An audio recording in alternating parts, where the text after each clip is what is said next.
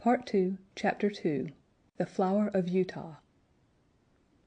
This is not the place to commemorate the trials and privations endured by the immigrant Mormons before they came to their final haven. From the shores of the Mississippi to the western slopes of the Rocky Mountains, they had struggled on with a constancy almost unparalleled in history.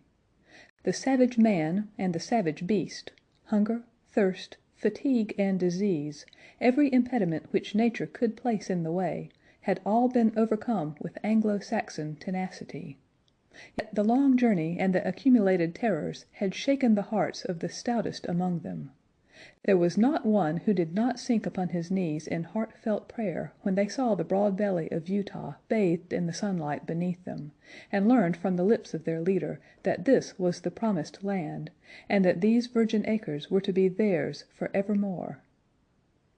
Young speedily proved himself to be a skillful administrator as well as a resolute chief. Maps were drawn and charts prepared, in which the future city was sketched out. All around, farms were apportioned and allotted in proportion to the standing of each individual. The tradesman was put to his trade, and the artisan to his calling. In the town, streets and squares sprang up as if by magic. In the country there was draining and hedging, planting and clearing, until the next summer saw the whole country golden with the wheat crop. Everything prospered in the strange settlement. Above all, the great temple which they had erected in the center of the city grew ever taller and larger. From the first blush of dawn until the closing of the twilight, the clatter of the hammer and the rasp of the saw were never absent from the monument which the immigrants erected to him who had led them safe through many dangers. The two castaways, John Ferrier and the little girl who had shared his fortunes and had been adopted as his daughter, accompanied the Mormons to the end of their great pilgrimage. Little Lucy Ferrier was borne along pleasantly enough in Elder Stangerson's wagon, a retreat which she shared with the Mormon's 3 wives and with his son, a headstrong, forward boy of 12. Having rallied, with the elasticity of childhood, from the shock caused by her mother's death, she soon became a pet with the women, and reconciled herself to this new life in her moving, canvas-covered home. In the meantime, Ferrier, having recovered from his privations, distinguished himself as a useful guide and an indefatigable hunter. So rapidly did he gain the esteem of his new companions, that when they reached the end of their wanderings, it was unanimously agreed that he should be provided with as large and as fertile a tract of land as any of the settlers, with the exception of Young himself, and of Stangerson, Kimball, Johnston, and Drebber, who were the 4 principal elders. On the farm thus acquired, John Ferrier built himself a substantial log house, which received so many additions in succeeding years that it grew into a roomy villa. He was a man of a practical turn of mind, keen in his dealings, and skillful with his hands. His iron constitution enabled him to work morning and evening at improving and tilling his lands. Hence it came about that his farm, and all that belonged to him, prospered exceedingly. In 3 years he was better off than his neighbors, in 6 he was well-to-do, in 9 he was rich, and in 12 there were not half a dozen men in the whole of Salt Lake City who could compare with him. From the great inland sea to the distant Wasatch Mountains there was no name better known than that of John Ferrier. There was one way, and only one, in which he offended the susceptibilities of his co-religionists. No argument or persuasion could ever induce him to set up a female establishment after the manner of his companions. He never gave reasons for this persistent refusal, but contented himself by resolutely and inflexibly adhering to his determination. There were some who accused him of lukewarmness in his adopted religion, and others who put it down to greed of wealth and reluctance to incur expense. Others, again, spoke of some early love affair, and of a fair-haired girl who had pined away on the shores of the Atlantic. Whatever the reason, Ferrier remained strictly celibate. In every other respect he conformed to the religion of the young settlement, and gained the name of being an orthodox and straight-walking man. Lucy Ferrier grew up within the log house, and assisted her adopted father in all his undertakings. The keen air of the mountains, and the balsamic odor of the pine trees, took the place of nurse and mother to the young girl. As year succeeded to year, she grew taller and stronger, her cheek more ruddy, and her step more elastic. Many a wayfarer upon the high road which ran by Ferrier's farm felt long-forgotten thoughts revive in his mind as he watched her lithe, girlish figure tripping through the wheat fields, or met her mounted upon her father's mustang, and managing it with all the ease and grace of a true child of the West. So the bud blossomed into a flower, and the year which saw her father the richest of the farmers left her as fair a specimen of American girlhood as could be found in the whole Pacific slope. It was not the father, however, who first discovered that the child had developed into the woman. It seldom is in such cases. That mysterious change is too subtle and too gradual to be measured by dates. Least of all does the maiden herself know it until the tone of a voice or the touch of a hand sets her heart thrilling within her, and she learns, with a mixture of pride and of fear, that a new and a larger nature has awakened within her. There are few who cannot recall that day and remember the one little incident which heralded the dawn of a new life. In the case of Lucy Ferrier the occasion was serious enough in itself, apart from its future influence on her destiny, and that of many besides. It was a warm June morning, and the Latter-day Saints were as busy as the bees whose hive they had chosen for their emblem. In the fields and in the streets rose the same hum of human industry. Down the dusty highroads defiled long streams of heavily laden mules, all heading to the west, for the gold fever had broken out in California, and the overland route lay through the city of the elect.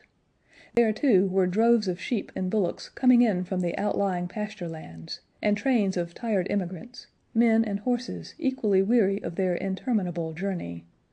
Through all this motley assemblage, threading her way with the skill of an accomplished rider, there galloped Lucy Ferrier, her fair face flushed with the exercise, and her long chestnut hair floating out behind her.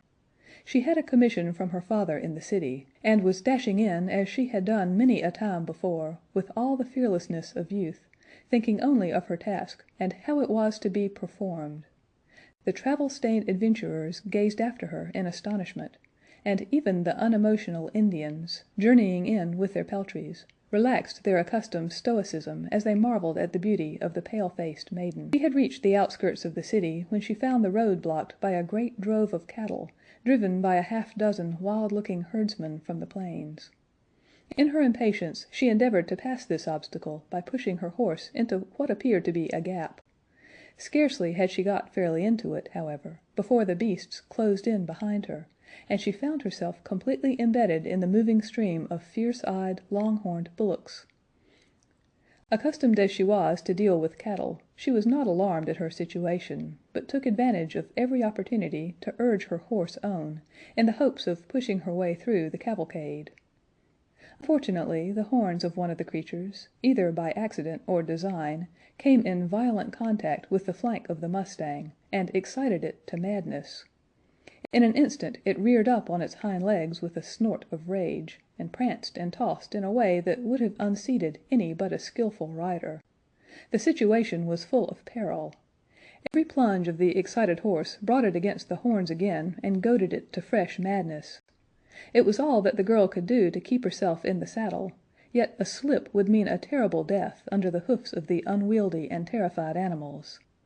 Unaccustomed to sudden emergencies, her head began to swim, and her grip upon the bridle to relax. Choked by the rising cloud of dust, and by the steam from the struggling creatures, she might have abandoned her efforts in despair, but for a kindly voice at her elbow, which assured her of assistance. At the same moment a sinewy brown hand caught the frightened horse by the curb, and forcing a way through the drove, soon brought her to the outskirts. "You're not hurt, I hope, miss?" said her preserver, respectfully. She looked up at his dark, fierce face and laughed saucily. "I'm awful frightened," she said naively. "Whoever would have thought that Pancho would have been so scared by a lot of cows?" "Thank God you kept your seat," the other said, earnestly. He was a tall, savage-looking young fellow, mounted on a powerful roan horse, and clad in the rough dress of a hunter, with a long rifle slung over his shoulders. "I guess you are the daughter of John Ferrier," he remarked. "I saw you ride down from his house. When you see him, ask him if he remembers the Jefferson Hopes of St. Louis. If he's the same Ferrier, My father and he were pretty thick." "Hadn't you better come and ask yourself?" she asked demurely.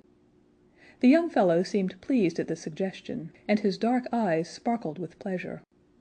"I'll do so," he said. "We've been in the mountains for 2 months, and are not over and above in visiting condition. He must take us as he finds us." "He has a good deal to thank you for, and so have I," she answered. "He's awful fond of me. If those cows had jumped on me, he'd have never got over it." "Neither would I," said her companion. "You? Well, I don't see that it would make much matter to you, anyhow. You ain't even a friend of ours." The young hunter's dark face grew so gloomy over this remark that Lucy Ferrier laughed aloud. "There, I didn't mean that," she said. "Of course you are a friend now. You must come and see us. Now I must push along, or father won't trust me with his business any more. Good-bye." "Good-bye," he answered, raising his broad sombrero and bending over her little hand. She wheeled her mustang round, gave it a cut with her riding whip, and darted away down the broad road in a rolling cloud of dust. Young Jefferson Hope rode on with his companions, gloomy and taciturn. He and they had been among the Nevada mountains prospecting for silver, and were returning to Salt Lake City in the hope of raising capital enough to work some lodes which they had discovered. He had been as keen as any of them upon the business until this sudden incident had drawn his thoughts into another channel. The sight of the fair young girl, as frank and wholesome as the Sierra breezes, had stirred his volcanic, untamed heart to its very depths. When she had vanished from his sight, he realized that a crisis had come in his life, and that neither silver speculations nor any other questions could ever be of such importance to him as this new and all-absorbing one. The love which had sprung up in his heart was not the sudden, changeable fancy of a boy, but rather the wild, fierce passion of a man of strong will and imperious temper. He had been accustomed to succeed in all that he undertook. He swore in his heart that he would not fail in this if human effort and human perseverance could render him successful. He called on John Ferrier that night, and many times again, until his face was a familiar one at the farmhouse. John, cooped up in the valley, and absorbed in his work, had had little chance of learning the news of the outside world during the last 12 years. All this Jefferson Hope was able to tell him, and in a style which interested Lucy as well as her father. He had been a pioneer in California, and could narrate many a strange tale of fortunes made and fortunes lost in those wild halcyon days. He had been a scout, too, and a trapper, a silver explorer, and a ranchman. Wherever stirring adventures were to be had, Jefferson Hope had been there in search of them. He soon became a favorite with the old farmer, who spoke eloquently of his virtues. On such occasions Lucy was silent, but her blushing cheek and her bright, happy eyes showed only too clearly that her young heart was no longer her own. Her honest father may not have observed these symptoms, but they were assuredly not thrown away upon the man who had won her affections. It was a summer evening when he came galloping down the road and pulled up at the gate. She was at the doorway and came down to meet him. He threw the bridle over the fence and strode up the pathway. "I am off, Lucy," he said, taking her 2 hands in his, and gazing tenderly down into her face. "I won't ask you to come with me now, but will you be ready to come when I am here again?" "And when will that be?" she asked, blushing and laughing. "A couple of months at the outside. I will come and claim you then, my darling. There's no one who can stand between us." "And how about father?" she asked. "He has given his consent, provided we get these mines working all right. I have no fear on that head." "Oh, well, of course, if you and father have arranged it all, there's no more to be said," she whispered, with her cheek against his broad breast. "Thank God!" he said, hoarsely, stooping and kissing her. "It is settled, then. The longer I stay, the harder it will be to go.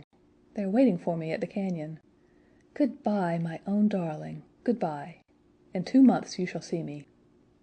He tore himself from her as he spoke, and, flinging himself upon his horse, galloped furiously away, never even looking round, as though afraid that his resolution might fail him if he took one glance at what he was leaving.